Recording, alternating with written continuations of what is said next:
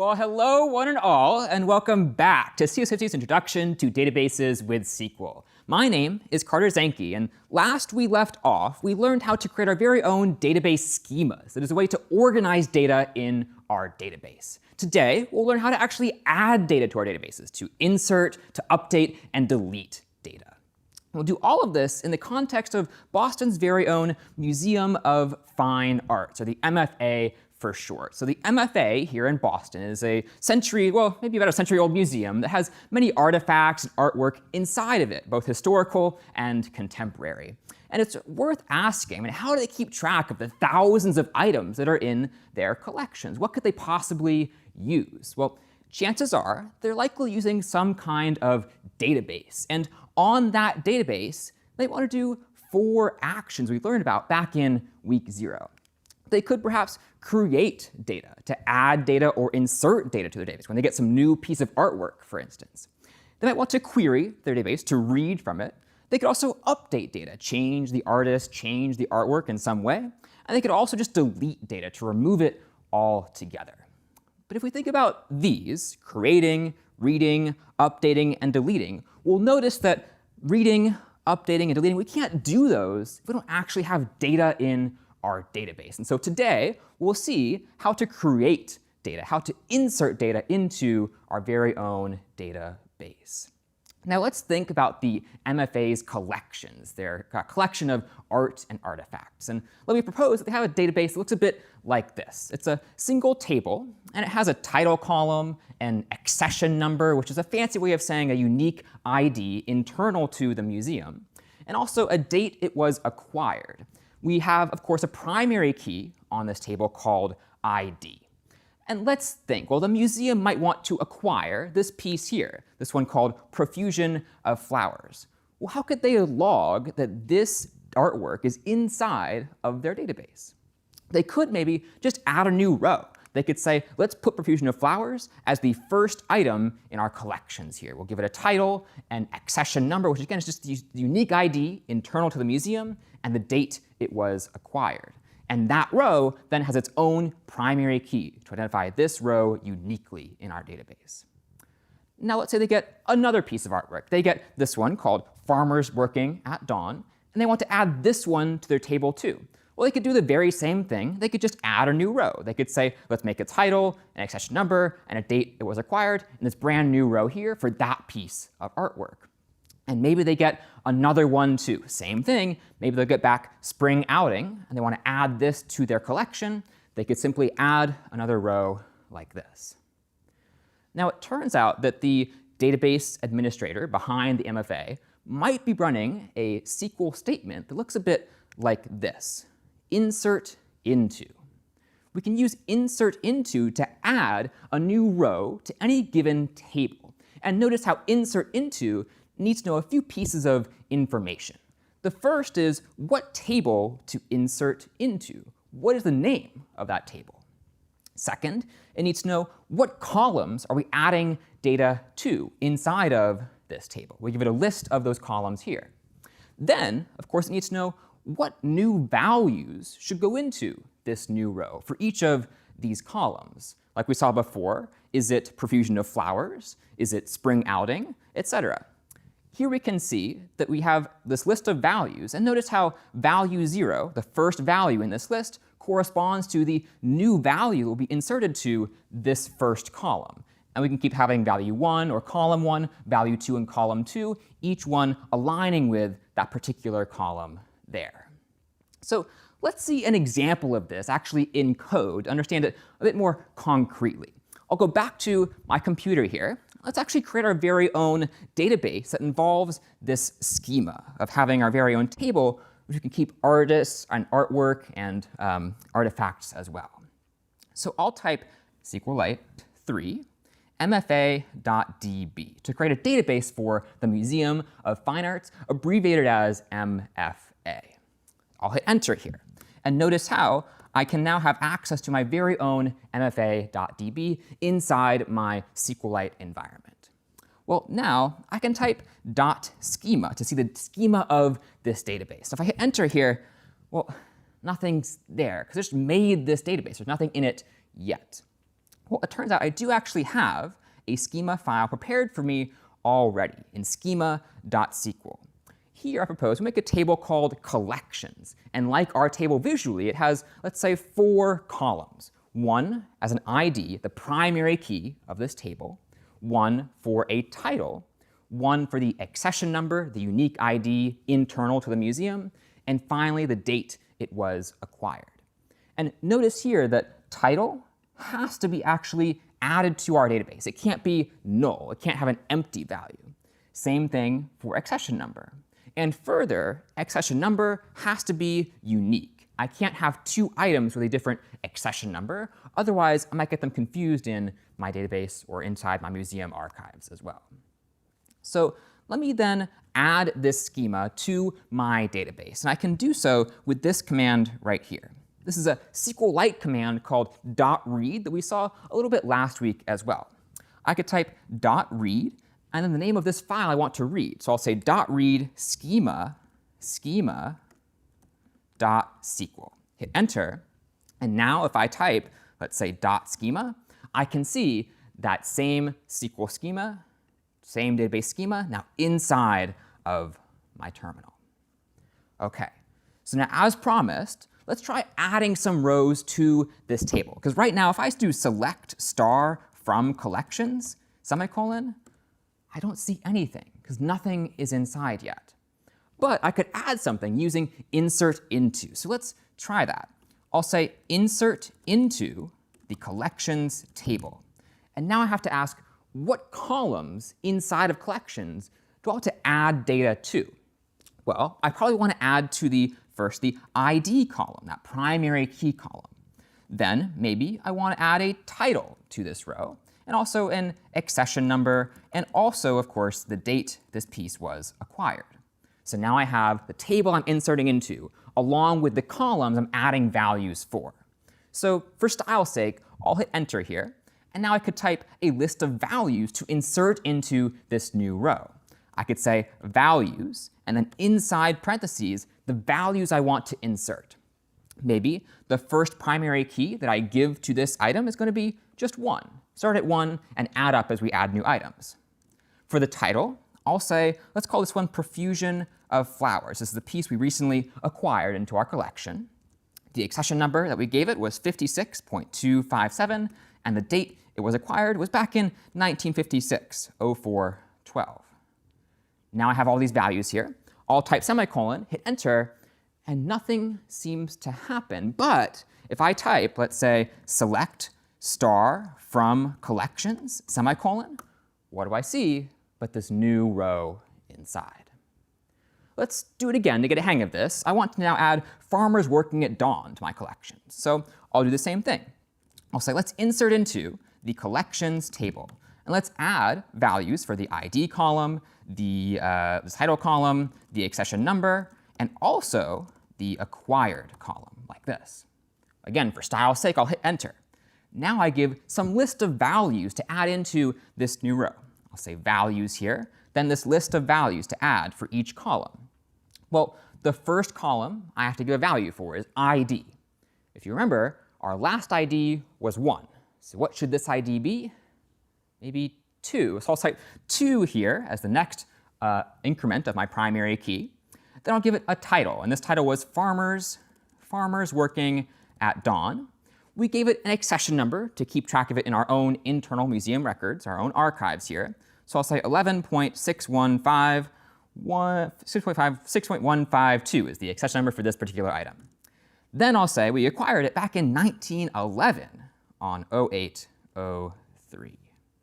Now I'll hit a semicolon here, hit enter, and now I should be able to see if I type select star from collections, semicolon, I now have these 2 items inside of my collection. Now let's do one more here, but let's focus in particular on this primary key. Like, notice here how we've been actually inserting our very own primary key, 1 and then 2, but maybe that's not the best design.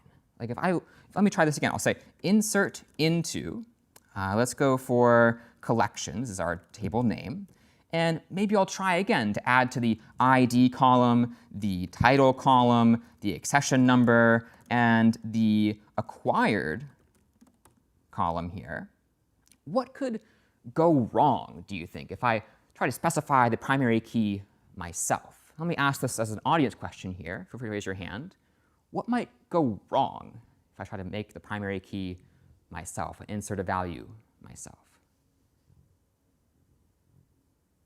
Let's go to Saktiva. Yeah, what we could do when we had to, load a lot of values, like maybe like big data or something, is there a way to add it through a CSV file or something rather than typing insert into tables? A good question. I think you're onto something here, which is we're inserting one row at a time, which could get easily repetitive. So let me hold that thought for just a minute here and focus on the primary keys before we see some more efficient ways to actually add data to our tables. So I'm with you on this idea of maybe we don't want to duplicate this primary key, right? Maybe we could do a little better than that. So I'll come back to my computer here, and if I specify the primary key, I might actually add a value that's already in there. So I could, thankfully, leave it up to SQLite to actually increment this value for me. Let me try leaving off ID in this case. I'll omit the ID altogether, which seems at first like a bit of a bad thought. Like, shouldn't every row have its own ID? Well, let's just try it and figure what happens. I'll hit enter here, and now I'll say, let me give the values. Well, now the first column is the title column. So I'll go ahead and say that this one will be called Spring Outing. We're going to add this one to our collection here.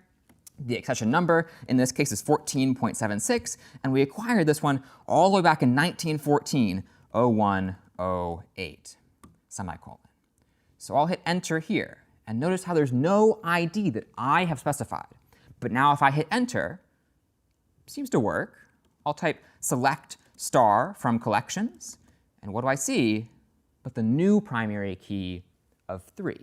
So it seems like SQLite actually increments the primary key for me. If I add some new row, it looks what is the current highest primary key and adds one to that automatically for me. And I've gotten that by specifying in my schema this primary key constraint down on line 6. So pretty handy for me here.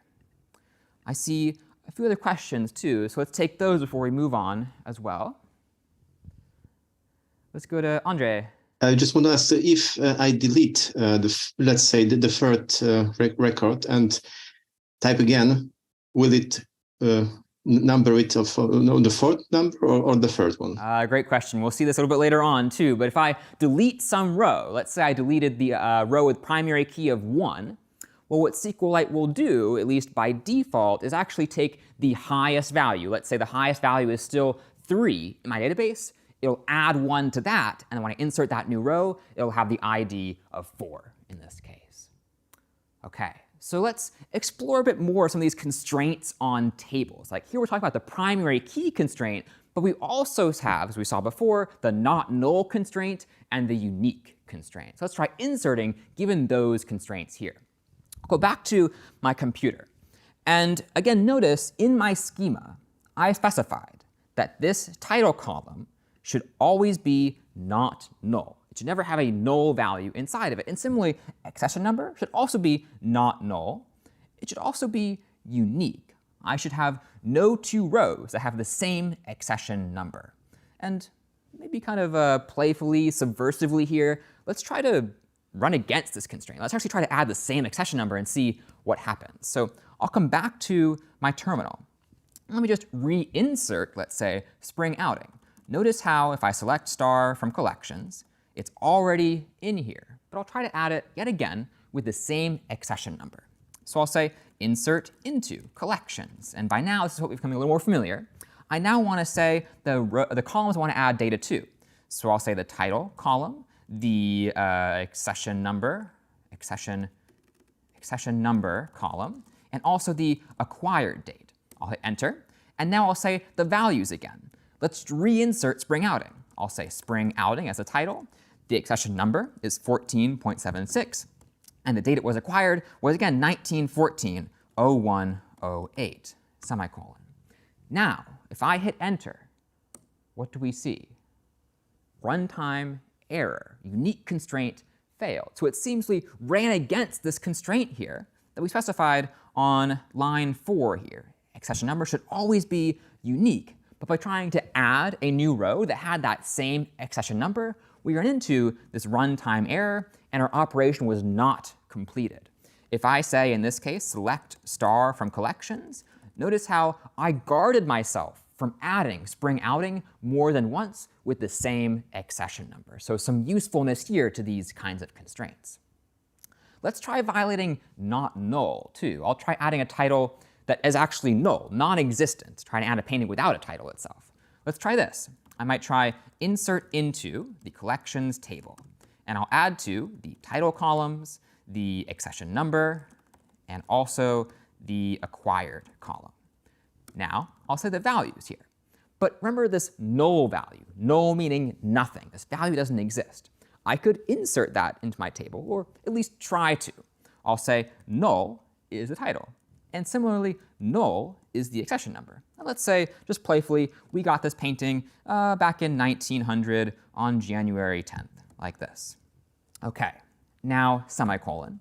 I'll hit enter, and we see the same runtime error. Constraint failed, in this case, the not null constraint. So notice again how in my schema, I specified title should be not null. But here, when I try to insert a null value, I run into that constraint, and I can't insert that value. If I try to select star from collections, I should see, in this case, that insert didn't work.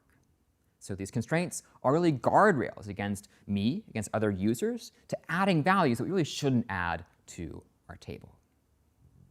OK, so presumably here, we're on to something by adding some rows. But if the museum acquires more than one item, maybe 100 at a time, I don't want to be the programmer who's sitting there writing 100 insert into. That's not what I want to do. There's probably a better way to do this, and let me show you one way to do this. One way is to, instead of inserting one row like this, to instead insert multiple, separated by commas. So here, I might say, this is my first row for each of these columns. This is my second row, again, for each of these columns, and so on and so forth. And it's worth noting, this is not just a matter of convenience. Like if I tried to insert 100 rows, this is certainly convenient for me. But it's also most often, and in most cases, going to be faster for me to insert 100 rows in one go than to insert one row 100 times. So this is both a convenience thing for programmers and also an efficiency thing to actually optimize your database as well. So let's try this syntax now to avoid me sitting there for hours and hours writing many insert intos. I'll go back to my computer, and this time let's say we got 2 paintings at once. We got 2, so I'll try to add both of them. I'll say insert into the collections table. And again, I want to keep adding to my title column, my accession number column, and even my acquired column, like this. Now, I want to add in some values, so I'll type values here. And as a matter of style, let me just say I'll make a new line. I'll hit enter here, and now I can type each of my new rows on their very own line. So again, I'll type all of the values that I want in my first row. I might call this one imaginative landscape. We got this one back in, actually, well, I don't quite know when we got this one. If I type 56.496 is the accession number, like here, 56.496, the MFA actually doesn't know when they got this painting. So if they don't know, let's just insert null. This is intentionally left blank. OK, this is my first row. Now I want to add a second one in one go. I'll follow this up with a comma, and now I'll type out my next set of values. This next one we acquired is called peonies and butterfly. Now I'll say this accession number is 06.1899, and the date we got this one was back in 1906 on January 1st. Now I'll hit semicolon here, and now if I hit enter, nothing happens, but if I type select star from collections, semicolon, what do we see? But now 2 new rows being inserted. So a handy way to insert more than one value, and also if you have a lot of values, a more efficient way as well. So let me pause here and ask what questions we have on insert into, whether adding one row or adding multiple. Let's go to Tejas. Sir, imagine you are writing a code or inserting a row. So by mistake, you have entered the wrong spelling of the title. So how we will rename it? A great question too, and often as is the case with me, I make typos all the time. I might add the artwork title and misspell it, for instance. Well, in that case, I can't use insert into to correct it, but I can use a new statement we'll see a little later called update. And so with update, can we actually change the spellings of things? And we'll see that a little later today, but great question to peek ahead as well. Okay, so let's keep going here. Let's think about how we can keep adding values to our data set. And so far we've seen insert into with one row and with multiple. But one more way to keep in mind is you might already have your data, perhaps in some other format. And one common format looks a bit like this on our screen over here. This file is called a CSV, for comma separated values. Now, why comma separated values? Well, let's just look at it. Here we see some presumably column names like ID, title, accession number, and acquired. But what separates these column names? Well, looks like commas. ID, comma, title, title, comma, accession number, and so on. Every row is still its own row. That makes sense here. But now those row values are also separated by commas. Notice here, the first value before the first comma corresponds to the first column. This ID is 1. Similarly, the next comma separated value, profusion of flowers, belongs to that next column here, title as well, and so on and so forth. You could, if you wanted to, kind of draw a snaky line to see how these columns correspond down our file here. Now, you might often have data already in this format, and it's actually pretty convenient to try to import this data into SQLite, into your very own table, so you can use SQL on it. So let's try doing that here, taking a CSV like this and adding it to our database. I'll come back to my computer, and at this point, I want to start over. Let's say I didn't use insert at all. I actually got a CSV from the MFA of all the items in our collection. So I'll type .quit to leave this database, and now I'll type rm mfa.db to remove this file altogether. Now, let me show you mfa.csv, this CSV file I have that looks exactly like what we just saw. I'll type code mfa.csv, and now I can indeed see I have an ID column, a title column, an accession number, and the date these pieces were acquired, all separated by commas. So let's say I want to quickly import this data into its very own database to run SQL queries on it. As it stands, I can't use SQL queries on this table because it's not inside of a SQLite database. But let me add one. I'll type SQLite3 mfa.db to remake MFA down below. Let me now introduce this new command that is not a SQL keyword, but is actually a SQLite command. And this command is called .import. .import lets you take a file like a CSV and automatically insert it row by row into a table of your own making, or one that you can let SQLite create for you. Let's actually create the table ourselves and then insert this CSV using .import. So I'll go back to SQLite. Let me recreate this schema. Right now, there's no tables inside this database, but let me create one. I'll instead type .read schema.sql to read in that old schema.sql file so I can have my own table here. I'll type that schema again, and now I see I have that table back. But if I type select star from collections, semicolon, nothing is inside. Well, I could fix this. I could try to import this CSV into collections to insert all at once from the CSV file we have right here. So to do this, let me type .import. Now, before I finish this off, there are a few arguments or options I can give to .import to make sure it works properly. The ones for this look as follows. I should type .import and then --CSV to say I'm importing a CSV. If I don't type --CSV, SQLite might assume something about this file that just isn't true. It should know that numbers are here separated by commas. Numbers or values, whatever's inside my table, are separated by commas. And then --skip1, well, let's take a look. If I go back to this file here, let's see. I have the first row, the second row, the third row, the fourth row. Are there any rows I probably shouldn't insert into my table here? Let me ask the audience, feel free to raise your hand. Are there any rows I shouldn't insert into this table?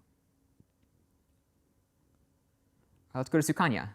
Yes, I think we shouldn't include the first row because it doesn't give us any value that we need. Yeah, you're right. So if I look at this header row, as we call it, I see ID, title, accession number, and acquired, the names for my columns. But notice in my schema, I already have those column names existing. So I shouldn't insert the value ID into my ID column. I want to just skip that row and only do the next one. So here, by typing --skip1, I'll skip that header row. So let's try this now. I'll say .import --CSV. I'm going to import a CSV. Now, --skip, how many rows should I skip? Well, just one, the header row there. Now I say the file to import. So I'll type mfa.csv, the CSV file to import into my database. Now I type the name of the table I'm importing into, collections in this case. And notice how I no longer need to quote collections or quote mfa.csv because this is not a SQL statement. This is a SQLite statement. So I can get away with not quoting anything here. Now I'll hit enter. And again, nothing seems to happen, but it's probably a good sign. Let me try selecting star from collections, semicolon, enter. And now all my data is just magically in there. It went from my CSV into my very own table. OK. So that's a pretty nice step forward. Like, no longer do we have to use just single-line inserts or even bulk inserts, those multi-line inserts. We can now just import an entire table from a CSV.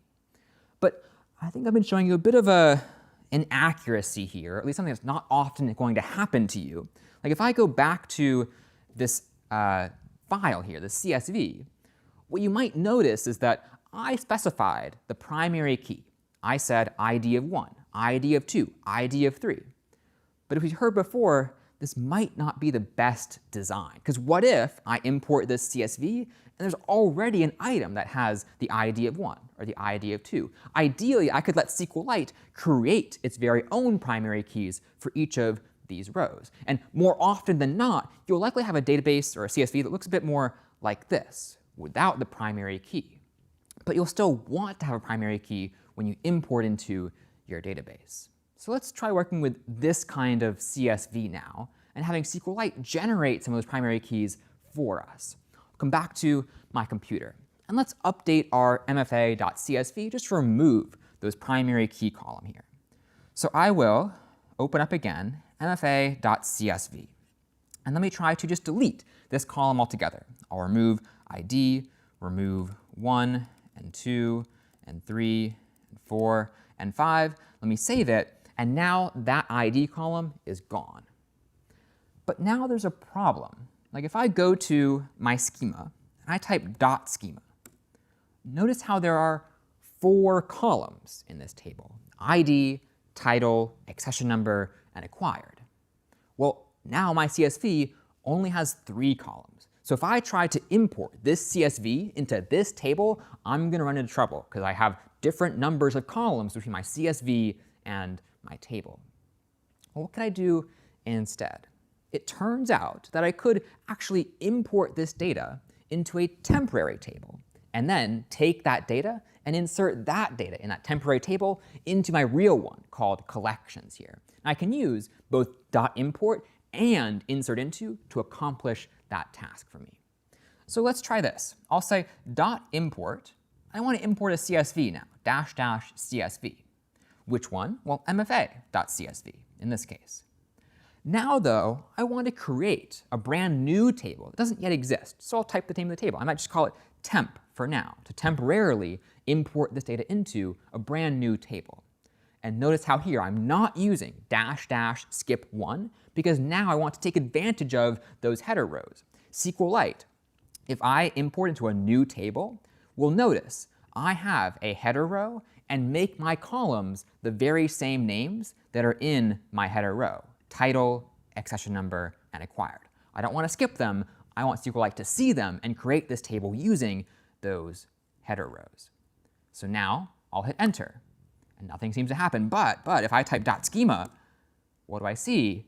But a brand new table called temp that SQLite has just made automatically. And notice how it used that header row. I have title, accession number, and acquired as my column names. OK, let's now look inside the temp table. I'll say select star from temp, semicolon. Oh, and now I see all the data in there. But I don't have primary keys yet. So my goal is really to take all this data and insert it into my collections table to give it that primary key I've been wanting here. Again, if I type select star from collections, well, nothing, something is still there. Let me actually just delete this for demonstration. I'll say delete from collections to remove it all together. We'll get that in just a minute. And now let me try select star from collections, and I should see nothing inside of collections. So what could I do? I could insert into collections using the data from my temp table. So I'll try that. I'll say insert into collections and choose those columns yet again. I'll say the title and the accession number. And now let's go for the acquired column as well. I'll hit enter. But instead of typing many new lines of values, I actually have a way to dynamically select all the values I want to insert. And it looks a bit like this. I could say insert into some table and some columns of that table. But I want to insert the results of this select down below. So I'll select some columns from some separate table, and so long as these columns align, I'll be able to actually take the results of that select and insert all of them into this new table using insert into. So let me finish my statement here. We can see the results. I'll come back to my computer, and here I'll type a select to get back all the items from my temp table. I'll say select, in this case, select, let's go for the title column, the accession number column, and the acquired column from my temp table.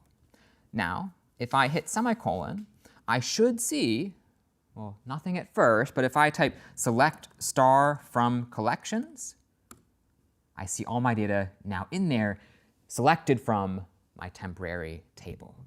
And now if I type .schema, I still see temp, but what can I do now? I could just delete that table altogether. I could say drop table temp, as we saw last week, semicolon, hit enter, .schema again, and now we're back where we want to be with a single table, and now we've imported our data from our CSV with primary keys. If I type collections here, we see it all in this table. OK, so we've seen several versions of import, one to import into an existing table and one to import into a brand new table. Let me ask then what questions we have on how to use .import or how to insert more data into our database. Let's go, Luis. Can we ask the insert into command to place a column in a specific position?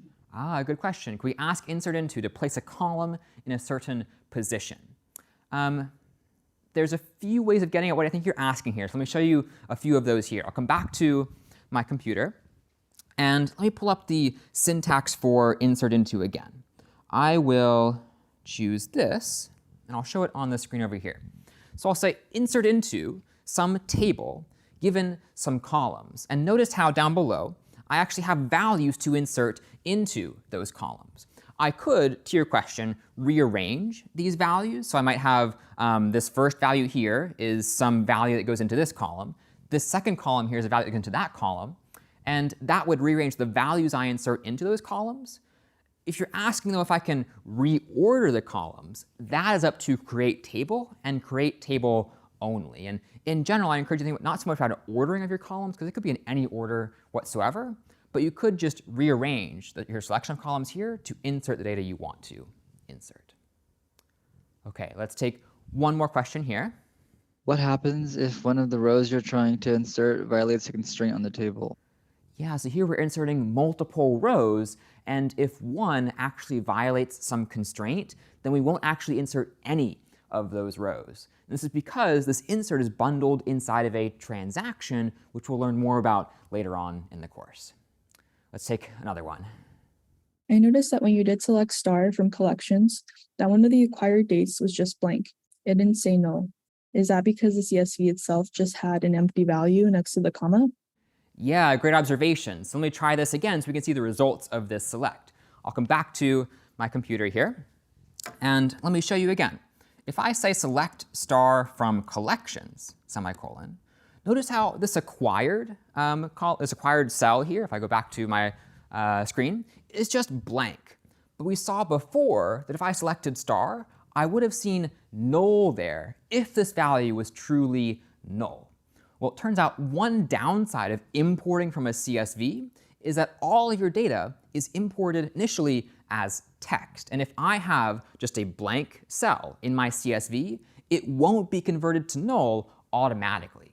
I need to do that myself, perhaps using an update statement that we'll see in just a bit. So be wary of this. If you do want to keep track of null values and so on, if you don't actually manually make this value a null, it'll appear as just a blank value, not a null, which is different in this respect. OK, so here we've seen how to insert not just one row, but multiple, and also how to import data from a CSV. When we come back, we'll see how to actually update our data altogether and even delete it too. So we'll come back in just a few and talk about how to delete data from our tables. And we're back. So we just saw how to insert some rows into our database and also to import some data. But presumably, we also want to be able to delete some data from our table as well. You could imagine the MFA, the Museum of Fine Arts, maybe they're selling a piece of artwork, or maybe they've lost one, or maybe it was stolen. But either way, they want to remove the row from their table. Well, let's see here. We could go back to our schema with a table of artifacts and artwork that is inside of the MFA. Now, if I want to delete a particular piece, you could visually think of it a bit like this. I could first identify that row I want to delete. Let's say it's spring outing here. We've sold this piece.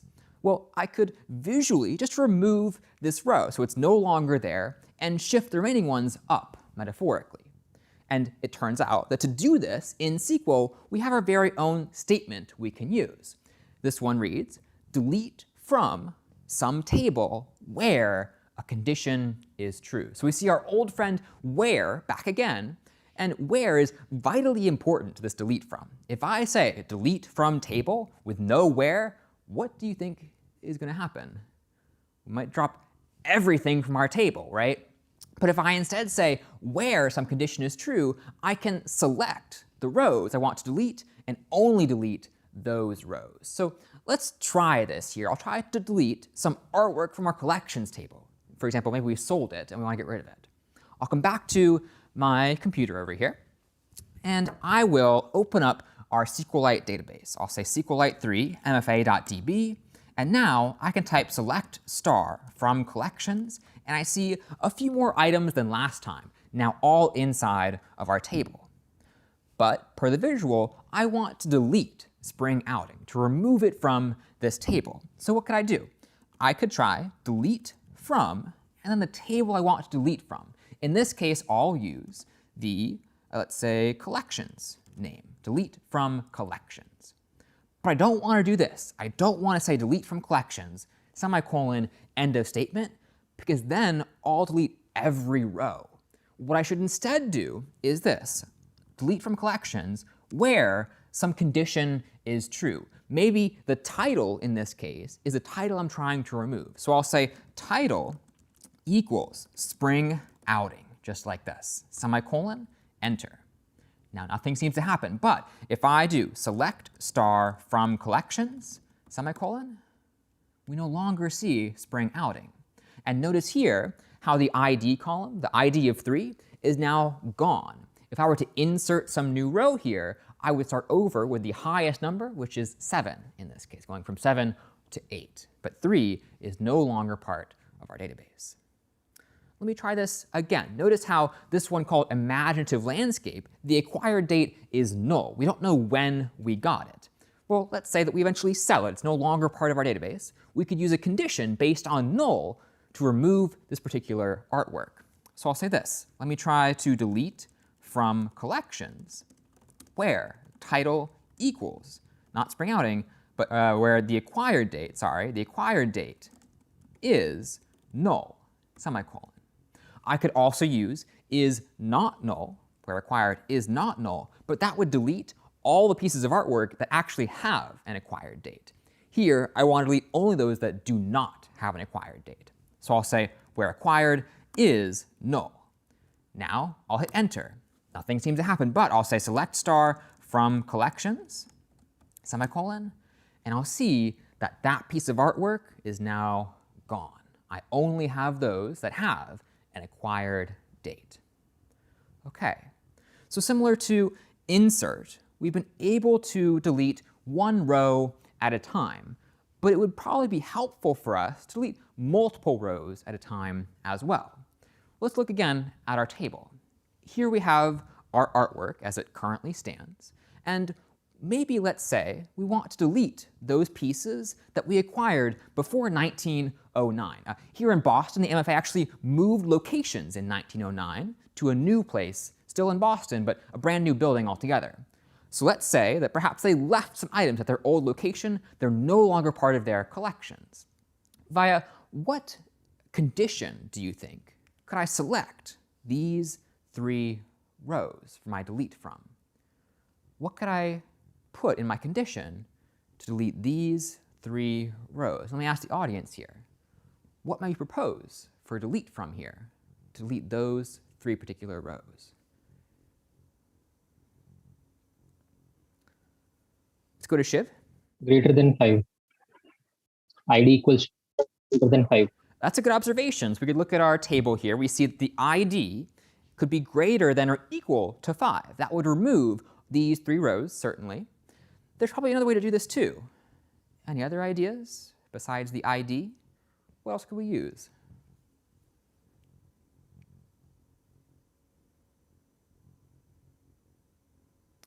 Let's go to Yashvi. So we could compare the dates and use greater than or less than sign with the acquired dates. So you're proposing to use the date column too. That makes sense to me as well. We could see acquired here. Perhaps we could see, is the acquired value less than 1909, that year that we moved locations?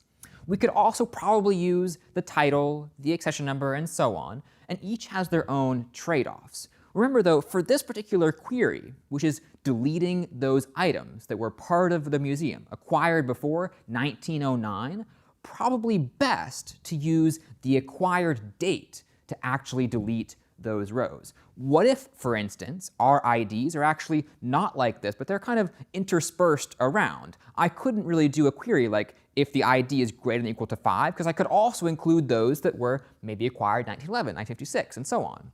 Probably ideal for me to use this date if it's the date that I ultimately care about. So let's try this. I'll go back to my environment, and I'll try to delete these 3 particular rows. I'll try delete from collections, as we saw before. But now here comes my condition. I'll say where the acquired column is less than some date that I'll give. And here I'll give 1909, January 1st. It turns out that SQLite has a few ways to represent dates, one of which is this format that follows the YYY, or the year, 4 digits, and then dash, and then MM, or the month, with 2 digits, and then dash again, DD, in this case the day, in 2 digits. So 1909-01-01 means January 1st, 1909.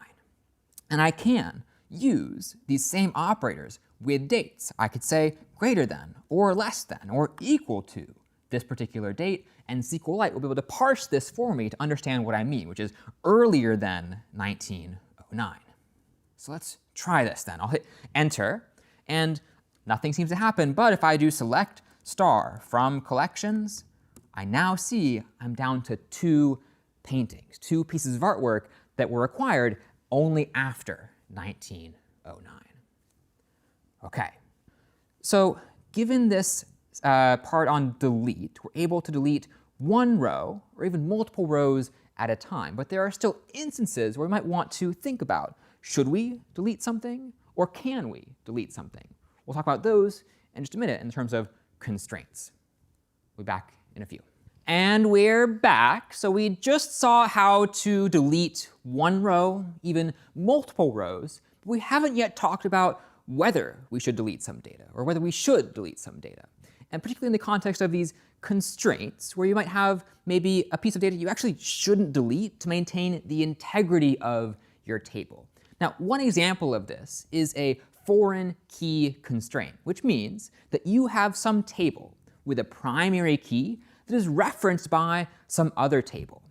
And we'll get concrete about this in just a minute, but it might mean that if you were to delete that primary key, that other table would have nothing to reference. So let's update our schema here for the MFA, the Museum of Fine Arts, and let's say that they have not just a collection now, but also artists involved. And there exists a many-to-many relationship among artists and items in the collection. We could say that an artist might make more than 1 piece of art in the collection. And a piece of art might be created by more than 1 artist. Now, concretely, in our database, this might look as follows. I could have a table for artists and a table for collections. And notice how each has their own primary key. Artists has an ID column, called our primary key column. Collections, too, has an ID, called our primary key column here. Now, in the middle is this table created that symbolizes, that represents the relationship among artists and items in the collection. Here, on the first row, we see the artist ID of 1 created the piece of art with the collection ID of 2. So who did what here? Well, we can see that the artist with the ID of 1 is Li Yin. Li Yin created this piece of art with the ID of 2, which is imaginative landscape. So we can kind of relate, in this case, artists with collections, as we saw just a few weeks ago. But let's say we decide to delete a particular artist. Maybe we delete unidentified artists down here. Well, we could just delete from the artist table. Maybe we find a condition to select this row, and we delete from artists. We'll do that here, remove that row. But what have we done wrong? If we look at our created table in particular, what have we now done wrong? What kind of problem might we run into? Let's go to Kareem. The third row with ID 3 was only deleted from the artist table without the other table. Yeah, good point. We only deleted the artist with the ID of 3 from the artist's table. Now, if I look at the created table and I look for the artist with ID of 3, well, do you see them? I mean, they don't exist anymore, so I can't understand this relationship. I don't know the artist with the ID of 3. So let's try this now with a new kind of schema now in our database. I'll go back to my computer and let me open up our new version of our database. I'll type SQLite 3, in this case mfa.db, same name, but now different schema. If I type .schema, notice a few things here. I have those same tables we saw visually. I have collections, artists, and a created table. And let me focus in particular on this created table. If I say .schema, in this case created, enter, I'll see I have a foreign key constraint on my artist ID column and my collection ID column. So if I tried to delete an artist that is referenced in my created table, I would probably raise a constraint error, a foreign key constraint error. So let's just try this and see what happens. Let me try delete from the artists table. Delete from artists, where, let's say the name of that artist is literally unidentified artist. This is the name they have in the Museum of Fine Arts' collections, unidentified artist. So now I want to delete them from that table. Well, if I hit enter, I do get that foreign key constraint error. So does this mean I just can't delete this artist, or is there a workaround? Let's look at it visually again. I'll go back to what we had before as our table, and let me ask the audience here, what's the solution? Like if I can't delete unidentified artist because they have an ID referenced by this table, what should I maybe do first? What should I do instead? Yeah, I want to say that first we can delete the ID that is being referenced by this ID that we want to delete. Then we can delete it. In fact, if we want to delete it from the artist, first we have to delete from the created table or to other table which it is referencing, then we can delete from the artist table. Yeah, I like your thinking here. So if we look at the created table, you notice that we can't delete unidentified artist because it's referenced in the created table. What we should maybe first do is delete this row, delete their affiliation with their work, and then delete the artist so we don't run into this foreign key constraint. So let's try this in our SQLite environment. I'll come back to my computer. And again, our plan was to first delete the artist's affiliation with their work from the created table. So let me show you first the created table. I'll say select star from created, and see how it's exactly like the table we just visualized. Now, let me try to delete this artist's affiliation with their work. I'm not deleting the artist, I'm deleting their affiliation with, their authorship, their artistship, whatever you want to call it, for their work. Now I'll say delete from, let's say, delete from artists where the artist ID is equal to, or equals 3. Well, I could do this, but there's probably a better way. Like I know the ID, and that's fine, but we could also use what we saw a little bit ago, which were subqueries, a way to write a query that returns me the result, and that result gets included in another query altogether. So let's try that instead. Let's say I don't know the artist ID. What I could do is make a subquery. I could say, inside of this, let me select the ID from the artist's table, where, in this case, the name equals unidentified artist. And then, let me close out this query, hit a semicolon, and I already see a typo in this, but I'm just going to try it anyway. I will go ahead and hit enter, and let's see, if I type select star from artists, enter, I still see unidentified artists. And I think my typo here was as follows. If I look up at my query using the up arrow on my keyboard, I see delete from artists, where the artist ID equals some value here. But do I want to delete from artists?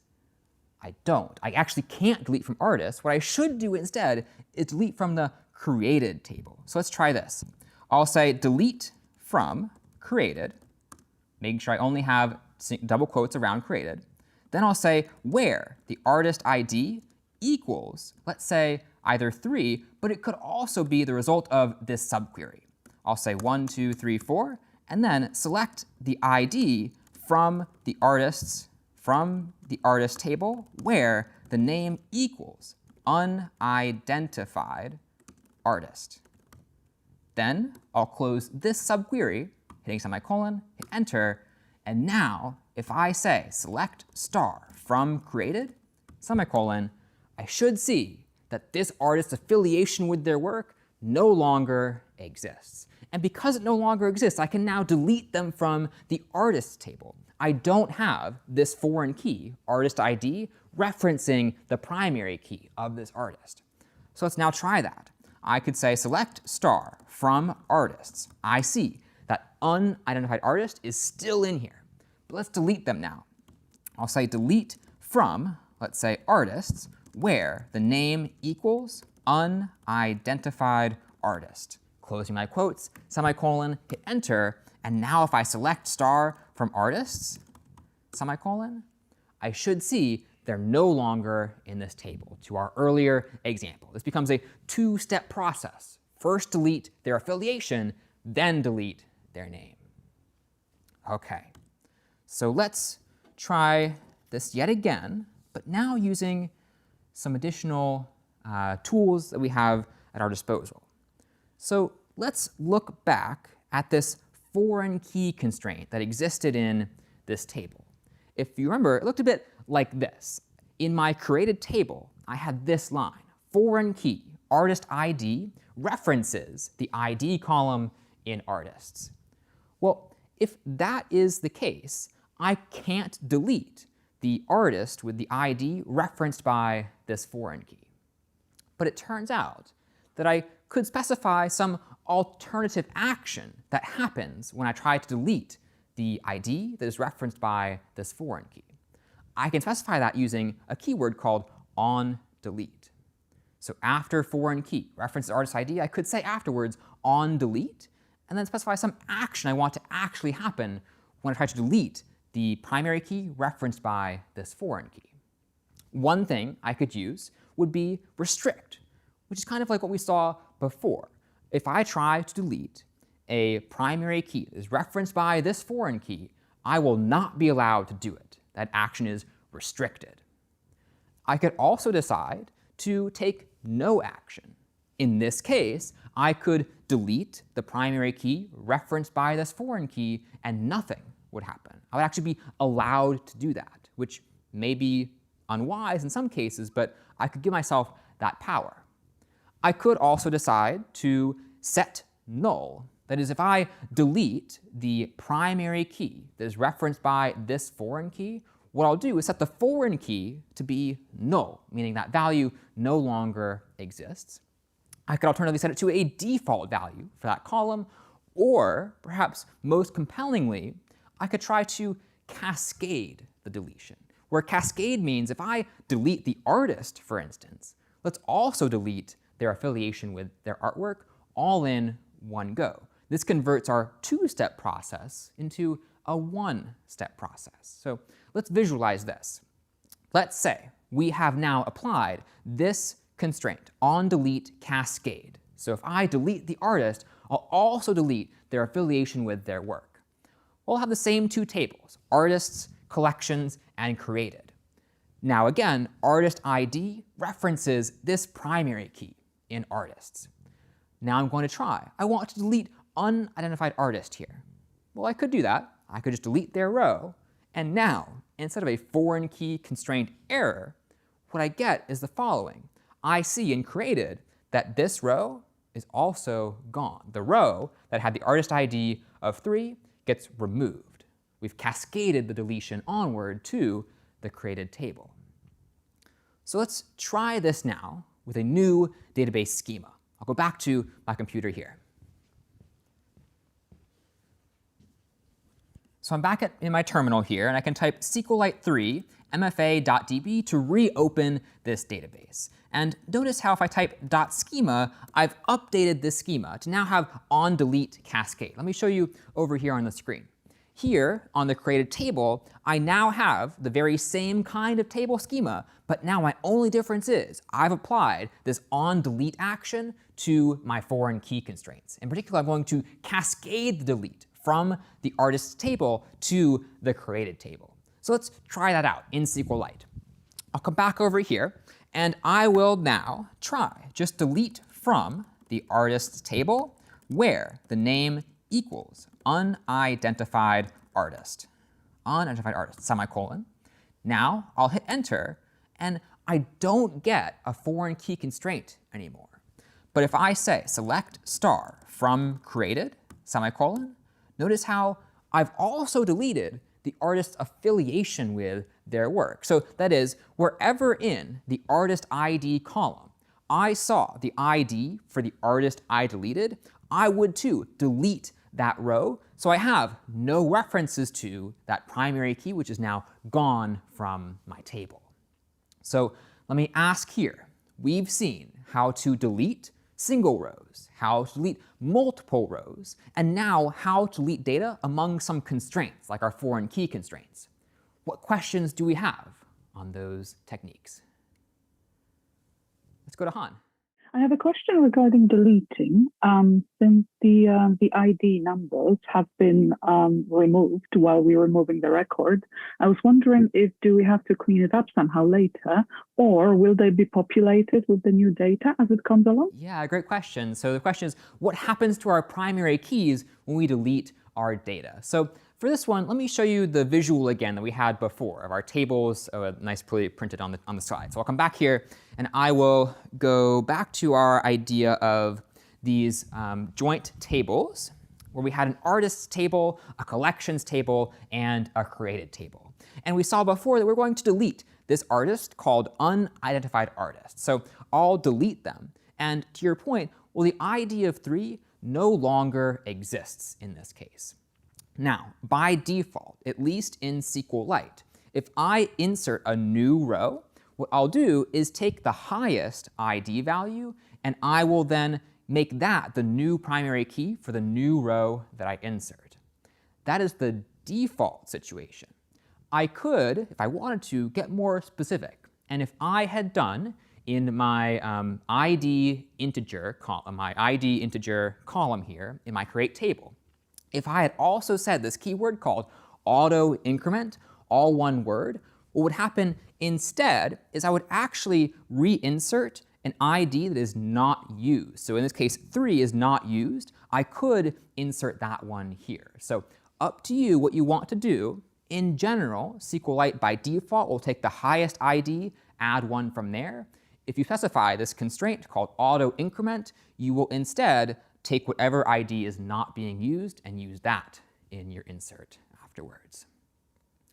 Okay, so now we've seen how to insert and how to delete data. But of course, we make mistakes when we add data or even when we delete data. So we'll see in just a minute how to update our values as well, to correct typos, and even to update associations between artists and artwork. And we're back. So we've so far seen how to insert some data into our tables and how to delete it.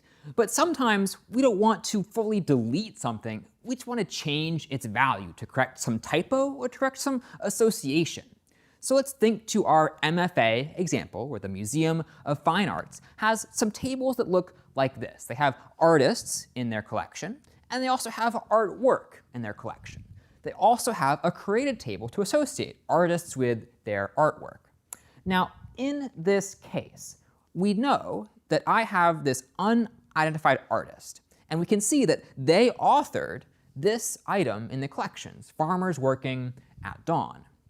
But let's say that later on we find out it wasn't an unidentified artist, it was instead Li Yin who created Farmers Working at Dawn. How could we update our tables to make sure it's Li Yin who we have creating Farmers Working at Dawn? So what we could do is we know that in created we have our artist ID and the collection ID. So we could update it there, but somehow we need to cascade it over to the artists table because now this unidentified artist row, I think we probably don't need it. Yeah, so a good point here, where we could actually probably change the created table to reassociate an artist with some new artwork here. So let's visualize this. I go to my created table, and here the artist ID is currently 3. But I want it really to be 1. I want Li Yin to be associated with this piece called Farmers Working at Dawn. So I could update the created table to, instead of having 3 here, have 1. Now we see Li Yin created Farmers Working at Dawn. And to your concern about this unidentified artist here, I think it's okay to have an artist in our table who may or may not have an item in collections. We'll say that's okay, at least for now. So if we can update our associations between artists and collections like this, let's actually try to do that in our very own database here. I'll go back to my SQLite environment. And now let me try to open it first. I'll do SQLite 3, mfa.db. And now let me type .schema to show you I have the very same schema from before. So I want to update the artist association between Li Yin and Farmers Working at Dawn. So let's say I'll select star from created, like this, semicolon. Here I have my artist IDs and my collection IDs. I see that we have the unidentified artist, ID of 3, creating farmers working at dawn with the ID of 1 in our collection here. So now let's try to update the artist who created this particular painting. Here I have 3 associated with 1, but I want 1 associated with 1, where 1 is the ID for Li Yin and 1 in my collection ID is the ID for this artwork here. So let me try this. I'll say update created and set, let's say, artist ID equal to some particular value. Well, what value should I set it to? I could try to set it to Li Yin's ID, which we know is just 1. But let me try instead to use a subquery here. Let me try to say parentheses and then write some query to update this value. I'll say select ID from artists, like this, enter again, where the name equals Li Yin, and then let me close this subquery. Well, if I try to run this query, what might happen? I'm updating the created table. I'm setting the artist ID equal to the ID for Li Yin, but what I've forgotten is this where, to only choose some rows to update. So let me not close it yet. I'll instead say where, in this case, the collection ID, the piece of artwork in our collection, is equal to, well, the ID for this painting. I'll say select ID from collections, and then I'll say where the title equals farmers working at dawn. Now I'll close this subquery and hit semicolon. And here we've seen our first example of an update query. I'm trying to update the artist ID column in created to be the ID for Li Yin. I only want to do that, though, on the row where collection ID is equal to the ID for this particular painting we want to change the attribution for. So now I'll hit enter. And if I select star from created, I should hopefully see, in this case, that the artist ID associated with this painting is 2, and also down below here is 1 as well. So I have Li Yin associated with now 2 paintings overall. So let's get a grasp on what this update syntax really looks like in general. And for that, let's show this slide here. We have this update keyword, update statement in SQL to take a table name and update the columns inside of it. I say update, then the name of the table I want to update. Then I say set, some column equal to some value. I could, if I wanted to, have more than one column here. I could say maybe title and even maybe if we're talking about authors over here, or even acquired date. I could update more than one column in my set portion here. Then comes this where portion, where some condition is true. I want to make sure I don't update all of my rows. I only update those where some condition is actually true. So this is your syntax for updating some columns. Let's say if you want to change an artist attribution, or if you want to change a typo you've made. So let's see this now, not just in terms of changing artists and their attributions. Let's see a use case for update where we've made some mistakes in our data. And let's say the museum decides to host some kind of event where people vote on their favorite piece of artwork. They kind of handwrite or type it into some online form. Well, we might get back a CSV of those responses, some comma-separated values, one line for each vote from our people who've attended this convention. Let's go back over here, and I'll show you that CSV. Let me go to my environment, and I'll type code mfa.csv to open this CSV that I already have. And here, actually it's not called mfa.csv, it's called code votes.csv. And now here we can see I have a table of one column that has several votes inside of it. Let's see, we have maybe 20 votes to be exact. So the first row is the header row. I have in this CSV one column called title, and each line here is one vote for a museum goer's favorite piece of artwork. We see farmers working at dawn, we see imaginative landscape, profusion of flowers, and our goal is to count up these votes to see which is the most popular. Well, let's try using .import again to actually turn this CSV into our very own SQLite database. Let me go back to my terminal, and I'll type SQLite 3 votes.db to create a votes database. I'll hit enter, and now I can use .import. I could say .import a CSV called votes.csv into a table also called votes. I'll hit enter now. And now if I select star from votes, semicolon, I'll see all of my votes now in a single table. So I want to tally these votes. And we could do that using a technique we learned back in the week on querying and relating. What if I wanted to group by my titles and count up those groups? I could do that. I could say select, let's say, title, and also the count of title. Let me count up the votes for each title from, in this case, my votes table like this. Now, I want to count not just each vote individually, but I want to group them. I want to count votes by group, where that group is, in this case, the title itself. So let me try running this query and hitting enter. Well, I'll see I've started to count some votes. Like I have imaginative landscape here, spring outing, farmers working at dawn, spring outing down below here too, but I seem to be missing something. Like I shouldn't have this many groups. I should only have 4 groups. Why do I have so many?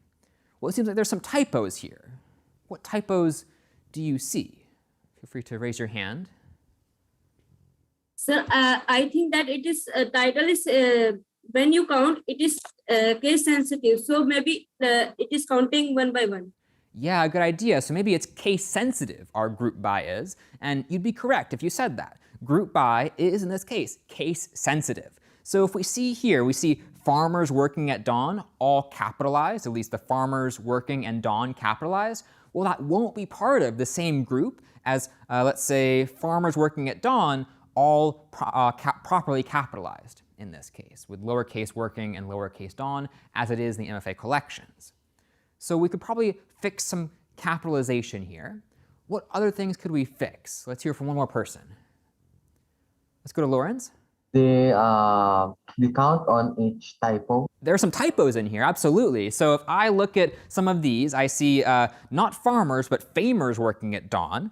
I might see, instead of imaginative landscape, I just see imaginative landscape. So definitely some typos in here to fix as well. So let's start working on using our update tool, our update keyword, to fix some of this data, to clean it up, so to speak, so we can count up our votes for these artworks. I'll come back to my terminal. And now let's try updating to at least remove some of this white space here. Like you might notice that imaginative landscape has a space before it, and so does spring outing here. That space counts as part of the title, and I want to remove it. So what could I do? I could try using a function in SQLite, one called trim. Trim takes a string and just removes leading and trailing white space, giving back only the characters in the middle. So let me try that. I'll say update votes, my table here, and set the title column equal to what? Well, the trimmed version of title. Trim looks like this. Trim, and then some parentheses to say the input to this function. I'll give it the title column. Now I'll hit semicolon. And this query will run as follows. It will update the votes table, and inside the votes table, set the title column equal to the trimmed version of whatever values are inside that column. Trimming here means remove trailing and leading white space. I don't need to apply any condition. I don't need to say where, ... because I want this to apply to all rows in my data set. Now I'll hit enter, and let me try running this again. I'll say up arrow to get back my old query. Now I'll try counting again, and I think we're making some progress. Like I can see that I've removed quote unquote, those titles that had leading or trailing white space. They're now part of a group because their titles now match those groups. Let's keep going. We noticed before we had some capitalization issues, so let's fix those as well. I can go back to my terminal and we could introduce this other function, one called upper. Upper converts a string, like farmers working at dawn, to be all in uppercase, kind of shouted out. And that's useful for us here because we could kind of force everything to uppercase, thereby removing any inconsistencies in capitalization. So let me try that. I'll say update, again, the votes table. And this time, I'll set title equal to the uppercase version of title. So upper here is a function in SQLite that takes some values associated with a column and uppercases the entire thing to remove any inconsistencies in capitalization. Again, no condition here because I want to apply this to all rows. I'll hit enter, and now if I select star from collections, semicolon, select star from votes in this case, no longer a collections table. I'll say select star from votes, semicolon. I should see all of my titles capitalized. But now I want to group by. So let's try this. I'll go up arrow to get back to my old query that grouped by title. Hit enter. And now we're still making some more progress. I'm reducing my number of groups until I get to 4, but there's still some typos, like we see famers working at dawn, or farmers working, or farmesser working at dawn. We want these to be included as part of this group, farmers working at dawn. So we should fix some of these typos here. Let me go back to my terminal, and let's try this out. I could, in this case, just manually correct these. Like you could imagine me doing something like this. Update votes and set the title equal to, all caps, farmers working at dawn, now including a condition, where the title presently is equal to famers working, like this, semicolon, or not famers working, I think it's farmers working, just all in 2 words. That was one title we saw.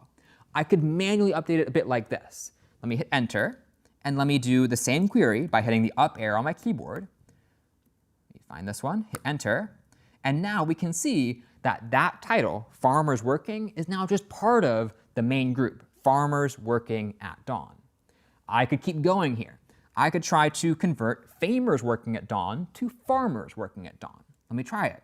I could say select, let's say, not select, let me update, in this case, votes, and set title equal to farmers working at dawn, where the title equals, in this case, famers working at dawn.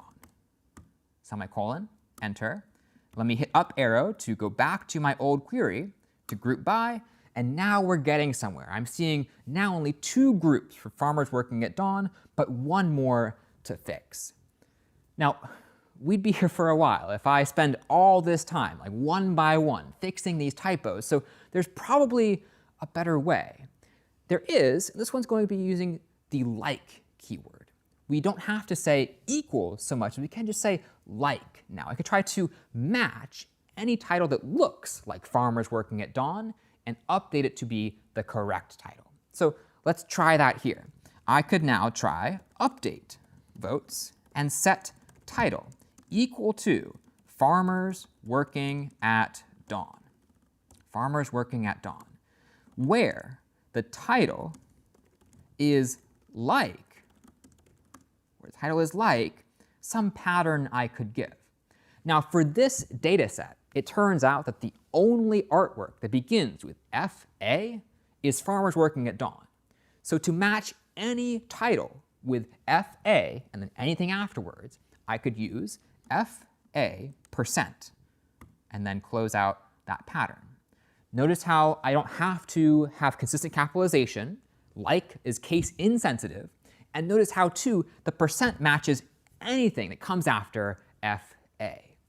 Now in this data set, this is okay, but in a larger data set, you'd probably want to avoid this kind of query because you could match much more than farmers working at dawn. You'd match anything that begins with FA. So be careful with this and think through what pattern should you use to fix up your titles. Let me just hit enter here. And now let me try hitting up arrow again to show you the result. And now we're in a pretty good place. I see all of my titles, like farmers working at dawn, are correctly capitalized, consistently spelled, and all in one place. Okay, let's try the others here. I also have imaginative landscape, which could be a little bit better designed here, a little bit better grouped as well by fixing some of these typos. Well, here I could try to match onto maybe imaginative. That seems like a long enough word that it could be useful for me here. So I'll say something like I'll do update votes and set the title equal to imaginative landscape. Now I want to match any rows that have a title like imaginative space %, end quote, semicolon.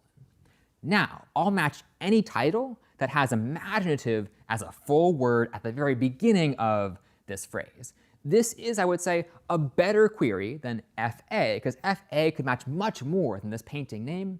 Here, if we have only one painting that begins with imaginative, this could work for us now.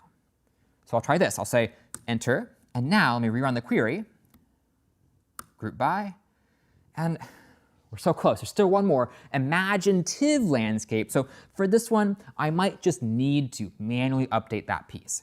I could say, let's do update votes and set title equal to, in this case, imaginative landscape, where, of course, the title currently is imaginative landscape without the A in there. Now I'll hit semicolon to run this query. I'll show you the results. And now I think we're literally almost there. There's only one more to do, profusion of flowers. Let's fix that one now. I could say select votes, not select, update, I'm always updating here, update votes, and then we want to set the title column to be equal to profusion of flowers, like this, then where the title is like, in this case, profusion at the beginning. Notice how I can't use profusion space and then % afterwards because we have one title that is literally just profusion, plain and simple, no spaces afterwards, no spaces at the beginning. To match that, I should just say profusion at the beginning. Now I can hit enter, and if I do my usual query to show you the votes grouped by title, I see I'm finally at my correctly formatted data set. Farmers Working at Dawn has 6 votes. Imaginative Landscape has 5, and so on down the row. So here we've seen update being used not just to associate artists with new paintings, but also to clean our data, to make sure we can actually tally votes up in a way that's consistent and clean in this case. What questions do we have on update now? Let's go to Vixay. Yeah, so what I wanted to ask is if there is a specific function for like lowercase. So there's a function for upper, and is there one for like all lowercase? Yeah, a good corresponding question here. We used upper, but is there lower?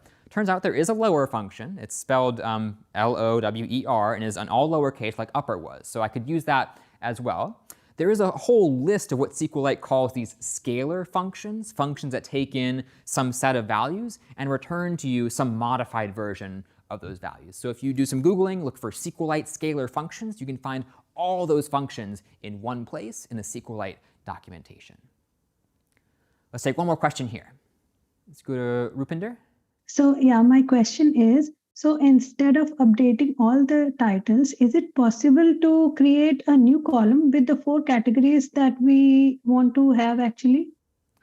Yeah, I could see that working too. So there's a few ways to fix this data. You could imagine adding a new column, and maybe you assign values to the rows in that column based on what you see in the title that they've given you. So if you can match something like imaginative, and you know that all your paintings associated with imaginative have this same title, you could group them into the 1 category, the 2 category, and so on. Here, you wouldn't be modifying those titles. You'd just be trying to strategically apply different categories, which could also work as a solution here too. So good thinking. Okay, so we've seen now how to insert data, how to update data, and previously how to delete data. What we can still do, though, are learn how to have other SQL other SQL statements that can run after we make our very own SQL statements as well. We'll come back and talk about these things called triggers. And we're back. So we've seen now a whole collection of ways to write data to a database. We've seen how to insert data, how to update data, and even delete data. What we'll see now, though, is this idea of a trigger, a way of writing a SQL statement to run in response to some other SQL statement, like an insert, an update, or a delete. Let's consider our museum yet again. And let's say they have a schema a bit like this one now. They have items in their collections, but they also have a transactions table. Now, wouldn't it be nice if whenever I deleted something from the collections table, it would show up in transactions as sold, having been sold from the museum's collections? Well, I could use a trigger to do just that. Let's see it visually first, though.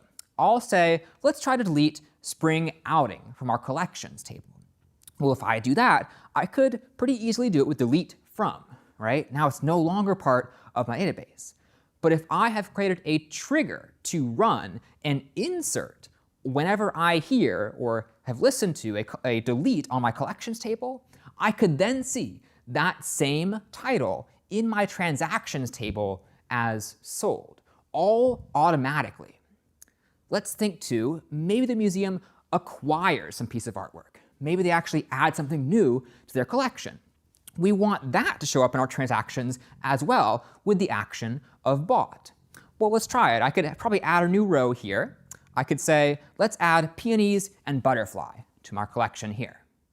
Now, if I have the appropriate trigger, I could run an insert into on transactions automatically that would insert this same title with the action of bought, thereby keeping a log of all of our sold pieces of artwork and all of our bought pieces of artwork. Now, to create what we're calling a trigger here, we can use the following syntax. I could say, first, create trigger, and then some name. So I tend to give triggers names to identify them among all of my database schemata, like my tables and so on. Here, after I say create trigger, I have to specify, should this trigger, this statement, run after or before some other SQL statement? Let's keep going with before here. Maybe it runs before an insert on some table. That's fine. It could also run before an update of a column on some table. It could even run before a delete on some table. And keep in mind, this could be before or after any of these kinds of SQL statements. In this case, we have insert, update, and delete. Now, after we say this, we should say too is for each row. For each row means that if I were to maybe delete multiple rows, I should run my SQL statement for each row that I delete. If I delete 2 rows, I should run this statement, coming soon, 2 times. Okay, so now we've set up our trigger, at least kind of the data, the setup for it here. What we haven't done yet is specified what statement should run whenever we see a delete on a particular table. Well, let's try this. Here I could say begin. Begin means here comes my statement I want to run whenever I hear a delete on this table.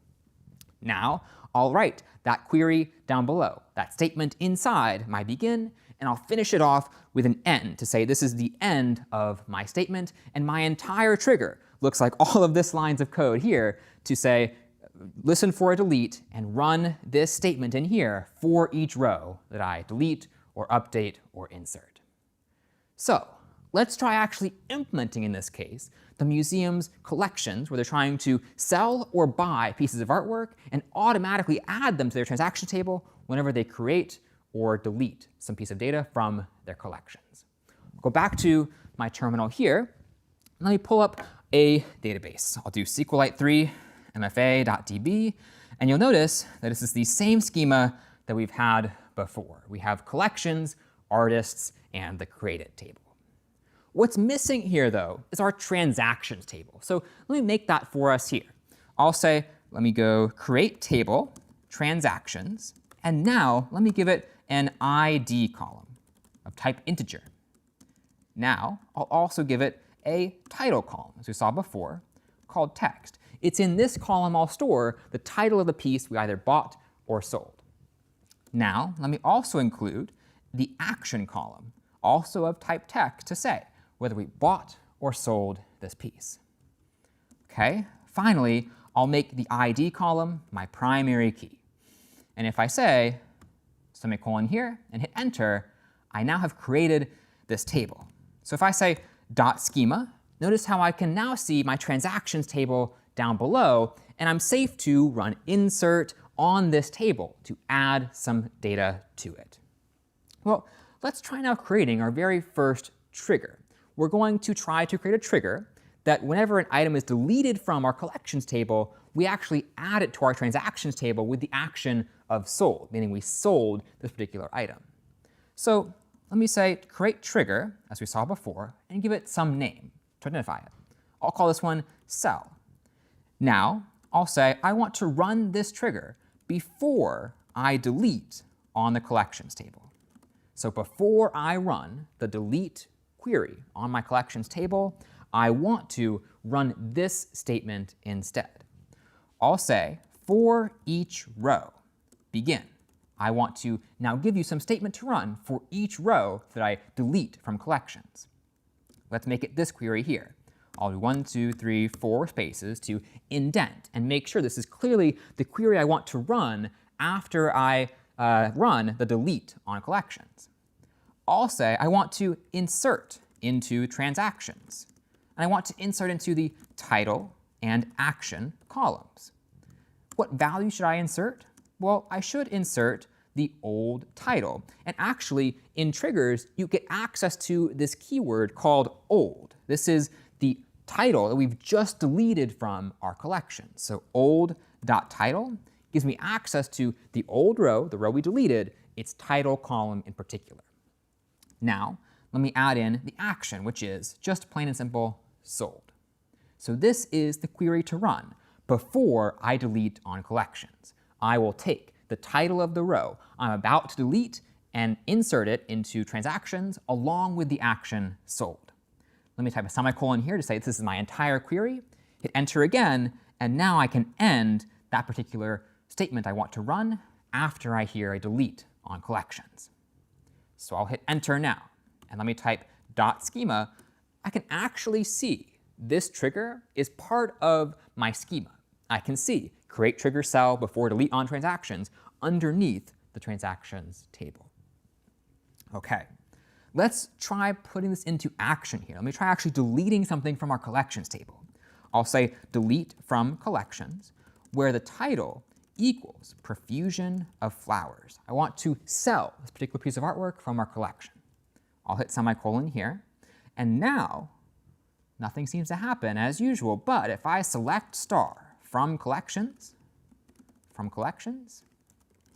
I see that piece is gone, it's no longer in here, and if I select star from transactions, I actually see it's been sold. So automatically, I added profusion of flowers with the action of sold to my transactions table. I did not type insert myself. I instead created a trigger to run this statement, insert into, whenever I deleted on collections. Let's try one more. We want to not just be able to sell artwork, but also add it to our collection by buying it. So I could create a trigger called buy. Let me type create trigger buy. And now I want to run this statement forthcoming after an insert on collections. So I want to first insert a new item to collections. And when I do, after I do, I want to run this query coming next. Now I want to, for each row, begin the statement I want to run. So as we said before, I want to insert into the transactions table. I want to insert into the title and action columns, just like this. Now, I want to insert some values. The values I want to insert, well, I want to insert the new title, the new row I've just added. So in addition to old, we also have new when I'm using a trigger on an insert. So I'll say new.title, where again, new is the new row or rows I'm inserting, and the dot title is their column, is a column called title. Now here I'll say the action was bought. We bought this artwork. I'll hit semicolon here, and now I'll say end to say this is the end of my statement I want to run for every row I insert on collections. Let me hit enter here. I've created this trigger. I can type .schema to see it in my actual schema. Now let's try inserting. I'll say insert into collections. I want to insert into the title and accession number as well as the acquired columns here. I want to insert some new artwork. Maybe I sold Profusion of Flowers, but now I want to just buy it back. So I'll say I'll insert Profusion of Flowers is the title. The accession number was 56.257. And the date we acquired it, well, that was in 1956-04-12. Let's hit semicolon here. Now I'll insert, and I'll say select star from collections. I should see Profusion of Flowers back in my table. Now though, if I say select star from transactions, I should see I previously sold Profusion of Flowers and later bought it back. So again, I didn't run this insert myself. I instead triggered it by making my very own insert on the collections table. So this is the power of triggers, to be able to run statements that I myself didn't create in response to statements that I actually did. So let me ask here, what questions do we have on these triggers and what they can do for us? Let's go to Simon. I'd like to know if there is only one SQL query that you can write in trigger, or multiple queries. Yeah, so we saw begin and end in our triggers here, where begin indicates the start of our statement and end indicates the end. You actually can have multiple statements inside of the begin and end, separated by, of course, that usual semicolon that we have. Okay, so one final idea here that we're getting at, we're kind of touching at with this transactions table, is this idea of having a soft deletion. So when I dropped something from my collections table, it actually ended up in my transactions table. So it wasn't fully deleted in the sense that I'm keeping a record of it somewhere else. There's also one more way, among many others, to implement this idea of soft deletions. That is, not quite fully deleting something from my database, but instead keeping it around with a log that we've removed it in some way. Let's look at this table here. I have collections, but I also have this column called deleted. And by default, the value here will be 0. That is, by default, I'll add some artwork to my collections table, and deleted will be 0. If I want to delete a piece of artwork, though, what could I do? Instead of deleting it fully from my table, removing the row, I could mark it as deleted. I could change the deleted column from a 0 to a 1. Let's say I want to delete farmers working at dawn. Instead of writing literally delete from collections where title equals farmers working at dawn, I could say update the deleted column of collections where the title is farmers working at dawn and make it not 0 but 1. Now I've marked this item as deleted. I could run a query that excludes deleted items, but this row is still around in my table. So let's try implementing this idea of a soft deletion inside of our collections table so that we don't lose records of things we've actually had in our collection. I'll come back to my computer here, and let's work on altering our table for collections here. If I type .schema collections, you should see I have the table collections and also the triggers associated with it. What I don't have yet in collections, if I go over here and show you, I don't have a deleted column. I have ID, title, accession number, and acquired, but I don't have deleted. So as we learned last week, we can use alter table to add a column to our collections table and by default make the value 0. So let's try that. I'll go back to my environment. And now I'll run alter table. I might say alter table, and the table I want to alter, which is collections. Now I want to add the column deleted to collections. And I want to make this type integer. It should store whole numbers, whether positive or negative, and the default value will be 0 in this case. Now I'll hit enter. And if I type .schema collections, I should see I have my very own deleted column inside of collections. If I type, for instance, select star from collections, semicolon, I'll see that by default, all of these values are 0 in my new deleted column. So instead of trying to delete, literally delete from collections, I could instead just update it. I could say, take the updated column and flip it from a 0 to a 1. Let me try update collections and set the deleted column equal to 1, where, let's say the title equals farmers working at dawn. And my query wraps here, but it should still work just fine. I'll hit semicolon, enter. Now, I didn't use delete from, I used update. If I select star from collections, semicolon here, I'll see, well, farmers working at dawn is in this table, but technically, at least we marked it as deleted. So it seems now I don't want to use just select star from collections to see what's inside my collection. I want to apply a filter to remove those that have a deleted value that's not equal to 0. Let's try this. I'll say select star from collections where deleted does not equal 1. If I hit semicolon here, what do I see? Only those values that are not deleted. I could go ahead and find them. I could say maybe select star from collections where deleted actually is 1, where deleted equals 1, like this. And now I see all those rows that I marked as deleted. Now this has some advantages. One of them is we keep data around. We don't actually formally delete it. We can still recover it later on. But it also has some tricky ethical questions too. Like it's okay if we're talking about artwork here, but if you're talking about user data, is it right to only soft delete it if they ask you to delete it? And particularly in conversation with new frameworks like GDPR and the right to be forgotten and so on, it's up to you as a programmer to make the right decision here. When should you find data that's sensitive enough and actually delete it? Or when is it better to just soft delete it and keep it around in case you need it for later?